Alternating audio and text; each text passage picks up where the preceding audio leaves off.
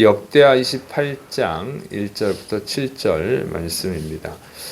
이제 그 유다 왕, 유다의 그 제12대 왕 아하스의 그 범죄, 그 악행과 이제 심판 내용으로 되어 있습니다. 역대하 28장 1절 아하스가 왕위에 오를 때 나이가 20세라 예루살렘에서 16년 동안 다스렸으나 그의 조상 다윗과 같지 아니하여 여호와님 보시기에 정직하게 행하지 아니하고, 그래서 이제 남유다 왕, 그 제12대 12번째 왕인데 아하스가 12번째 왕으로 즉위를 했는데 그가 이제 20세에 즉위해서 16년 동안 다스렸다, 이렇게 기록하고 있습니다. 그런데 그 평가가 좋지 않죠. 그러니까 조상 다윗과 같지 아니하여 여호와님 보시기에 정직하게 행하지 않았다 그랬어요. 그래서 정직하게 행하지 않았다고 한 것은 우상을 숭배하고 하나님의 율법대로 다스리지 않고 우상 숭배했다, 이런 뜻이라고 그랬죠. 자, 그래서 이제 우상 숭배를 아주 하나님이 미워하는 우상 숭배를 심하게 했음을 알 수 있습니다. 역대하 28장 2절부터 4절 이스라엘 왕들의 길로 행하여 바알들의 우상을 부어 만들고 또 흰놈의 아들 골짜기에서 분향하고 여호와님께서 이스라엘 자손 앞에서 쫓아내신 이방 사람들의 가증한 일을 본받아 그의 자녀들을 불사르고 또 산당과 작은 산 위와 모든 푸른 나무 아래에서 제사를 드리며 분향하니라. 그래서 다윗의 길로 갔다 그러면은 좋은 왕이에요. 하나님 말씀을 잘 지키고 율법을 잘 지키고 한 왕인데, 이스라엘 왕들의 길로 갔다 그러면 이제 이스라엘 왕들은 북쪽에 있는 이스라엘 왕이니까 다 우상 숭배했죠. 그래서 우상 숭배의 길로 갔다, 그런 뜻입니다. 그래서 바알들의 우상을 섬겼다. 그래서 바알 우상을 섬겼음을 알 수 있습니다. 아마 이제 아세라 우상도 섬겼겠죠. 왜냐하면 바알이 남편 신이고 아세라가 부인 신이니까 바알이 가면 보통 아세라도 같이 갑니다. 근데 이제 생략하고 말한 걸로 보이고, 그 다음에 이제 흰놈의 아들 골짜기라고 하는 데서 이 골짜기 이름이에요. 이제 거기서 이제 우상 숭배를 했는데 여호와님께서 이스라엘 자손 앞에서 쫓아내신 이방 사람들, 이게 굉장히 길어서 그런데 가나안 사람들 말하는 거예요. 그러니까 여호수아가 가나안 땅을 정복하잖아요. 가나안 땅을 정복할 때 그 가나안 사람들 쫓아냈단 말이에요. 그 사람들, 그 가나안 사람들의 가증함을 본받았다, 그 얘기입니다. 그래가지고 자녀들을 불사르고, 그러니까 자녀를 불살랐다는 것은 자녀를 제물로 바쳤다, 그 얘기예요. 인신 제사. 그러니까 이것은 아무래도 그 암몬의 우상 몰록으로 봐요. 그러니까 몰록을 섬기는 방법이 아이를 불태워서 제물로 드리는 거죠. 아주 인신 제사, 하나님이 아주 싫어하는 우상 숭배 중에서도 가장 미워하는 우상 숭배가 인신 제사입니다. 인신 제사를 했다, 그 얘기입니다. 그리고 이제 모든 푸른 나무 아래에서 제사를 드렸다. 그러니까 이제 우리나라식으로 하면 옛날에 선왕당 같은 거예요. 그래서 나무 같은 것들도 우상 숭배를 했다, 그 얘기입니다.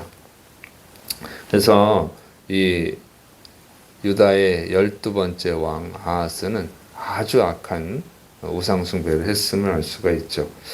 그러면 하나님은 반드시 심판을 하시죠. 이런 악한 일을 하면 심판을 하십니다. 그래서 전쟁을 통해서 심판했음을 기록합니다. 역대하 28장 5절부터 7절 그러므로 그의 하나님 여호와님께서 그를 아람 왕의 손에 넘기심에 그들이 쳐서 심히 많은 무리를 사로잡아 다메섹으로 갔으며 또 이스라엘 왕의 손에 넘기심에 그가 쳐서 크게 살육하였으니 이는 그의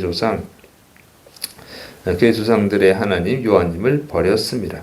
르말리아의 아들 베가가 유다에서 하루 동안에 용사 12만 명을 죽였으며 에브라임의 용사 시그리는 왕의 아들 마아세야와 국내 대신 아스리감과 총리 대신 엘가나를 죽였더라.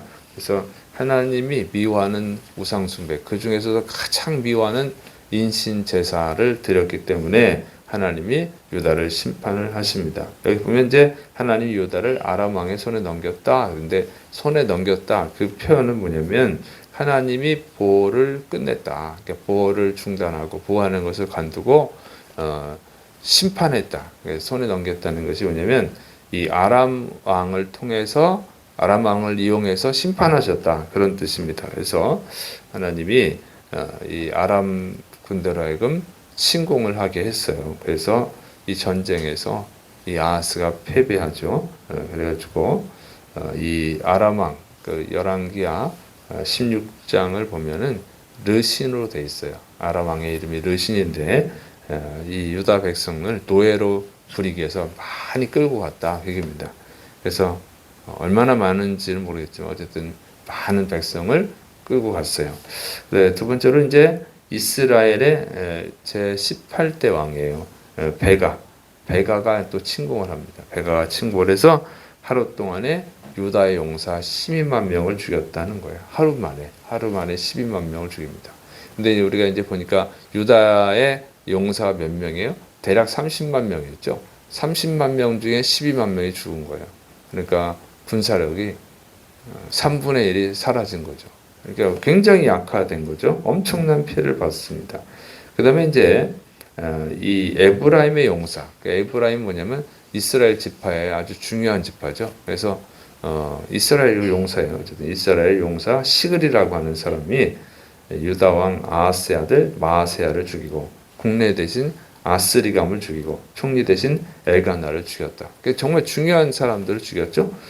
그러니까 유다 왕국이 굉장히 회복하기 어려운 그런 상태에 처하게 된 것을 알 수 있습니다. 그리고 이제 열왕기하 16장을 보면 이렇게 아람 왕과 이스라엘 왕이 연합해서 침공을 했음을 알 수 있어요. 따로따로 침공한 것이 아니라 연합. 그러니까 이 두 나라가 협공을 하니까 감당을 못하고 거의 뭐 멸망 직전까지 간 것이죠. 그런데 이 정도 되면 완전히 정복당할 수도 있는 건데 정복당하지 않고 아하스도 죽임을 당할 수도 있는데 죽임을 당하지는 않아요. 그것은 뭐냐면 하나님이 회개할 기회를 주시는 거예요. 그럼에도 불구하고 이 아하스는 정신을 못 차리고 회개를 안 합니다. 그래서 역대 28장 16절을 보면 또 다른 죄를 더 하나님 미워하는 또 더 심한 죄를 계속 져요. 그래서 결국 이제 하나님의 심판을 받는데 어쨌든 오늘 본문을 보면은 하나님이 참 사랑이 많다는 거예요. 자, 이렇게 심판하는 것이 심판하고 완전히 끝장을 낼 수도 있는데 끝장내지는 않아요. 그래서 뭐냐면 회개할 기회를 주시는 거죠. 하나님은 사랑이 많아서 정말 여러 차례 회개할 기회를 주십니다. 근데 그것을 깨달으면 회개하고 구원받고 깨닫지 못하면 더 큰 죄를 짓다가 멸망을 당하는 것입니다. 어쨌든 하나님은 회개할 기회를 주신다. 사랑이 많으셔서 그냥 한 번에 막 죽이는 게 아니고 여러 차례 회개할 기회를 주십니다. 그래서 빨리 회개하는 거예요. 지혜로운 사람은 빨리 회개해야 되는 것이죠. 그런데 미련하면 회개를 못해요. 그것이 하나님의 심판이라고 하는 것을 깨닫지를 못하니까 이게 하나님의 심판이구나 하는 걸 깨달아야 이제 회개를 하는데 하나님의 심판이라는 것을 깨닫지를 못하니까 이 회개를 안 하고 망하는 것이죠. 그래서 깨닫는 것, 그거 참 중요한 것입니다. 근데 제가 이렇게 보니까 이렇게 우리나라가 걱정이 되죠. 왜냐하면 우리나라에 자꾸 안 좋은 일들이 계속 발생하고 있지 않습니까? 이거는 하나님이 우리에게 회개하라고 경고하시는 거예요. 제가 볼 때는 그래요. 제가 볼 때는 교회도 안 좋은 일들이 자꾸 생기고 나라에도 안 좋은 일이 생기잖아요. 우리 한국 교회는 계속 줄어들고 있잖아요. 그러니까 이게 걱정이죠. 나라에는 안 좋은 일들이 계속 발생을 하고. 그러니까 이게 이 역대하 관점에서 보면 이거는 하나님이 회개하라고 지금 경고하고 있는 거예요. 그런데 회개를 안 해요. 깨닫지를 못해요. 그래서 한국 교회가 먼저 회개해야죠. 뭐 세상 사람들이 회개할 수는 없잖아요.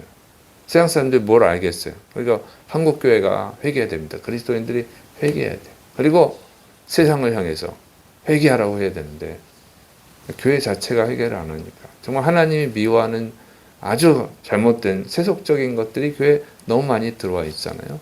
근데 회개를 안 해요. 그게 우리 한국 교회 수준이 얼마나 이제 엉터리냐. 하나님을 모독하는 자를 하나님의 종이라고 섬기고 있지 않습니까? 하나님이 보내신 선지자로. 하나님을 모독하는데 어떻게 하나님이 보내신 선지자일 수 있겠어요? 우리가 우시아를 봤지만 하나님의 성전에 함부로 들어 아무리 하나님이 기뻐하신 일을 했어도 하나님이 정하신 법을 어기고 성전에 들어가니까 나병에 걸렸는데 하나님을 모독하는 자를 하나님의 종이라고 섬기는 것은 그만큼 우리 한국교회 수준이 엉터리다 그 얘기입니다. 성도들만 그러면 또 이해가 되지만 목사님들이 또 많이 추종을 한다는 것은 심각한 일입니다. 그러니까 자꾸 동성애를 합법하게 했다고 대놓고 대통령 후보들이 이런 얘기하는 것은 그만큼 한국교회가 우습다 그 얘기입니다. 한국교회가 똑바로 서고 그러면 그런 얘기 함부로 못할 텐데. 그러니까 세상 사람들은 모르니까 물론 그 죄지만 이해는 돼요. 몰라서 그런다 치고 중요한 것은 한국교회가 문제라 그 얘기입니다. 그래서 루터가 천주교의 그 잘못된 것을 지적을 하고 회개를 촉구했죠. 원래 그 종교 개혁이라는 게 그겁니다. 그래서 이제 발생을 한 건데 오늘 우리에게 우리 한국교회 종교 개혁이 필요한 거예요. 안 믿는 뭐 대통령이나 안 믿는 국회의원들은 뭐 당연히 모르니까 그런 거고 먼저 우리 한국교회가 소금이 되고 빛이 돼야 희망이 있는 거예요. 그래서 지금은 우리가 회개해야 될 줄을 믿으시기 바랍니다. 그래서 우리 한국교회가 회개하고 소금과 빛의 사명을 감당할 수 있도록 우리가 또 기도해야 되고 그리고 그 다음이 나라 이끌어가는 지도자들이 회개할 수 있도록 또 이렇게 기도해야 되는 것이죠. 그리고 잘못된 것에 우리는 물론 잘못된 것은 잘못됐다고 지적을 해야 돼요. 그런데 그보다 먼저 선행하는 거예요. 같이 해야죠. 물론 같이 해야 되지만 그래도 우리가 먼저 한국교회가 회개해야 되고 하나님 앞에 진정으로 진심을 다해서 예배드리지 않는 거 형식적으로 예배드리는 거 성도들도 그런 성도도 많잖아요. 그런데 이렇게 나라가 위기에 처했으면 지금 새벽에 나와서 기도하고 그래야 되는데 나라가 어떻게 되든 기도하지 않는 거 이런 것 자체가 우리 한국교회가 이제 문제가 많다 그 얘기입니다. 그래서 우리가 회개해야 될 줄을 믿으시기 바랍니다. 기도하겠습니다. 사랑이 많으신 하나님 아버지 우리에게 회개형을 부어 주옵소서.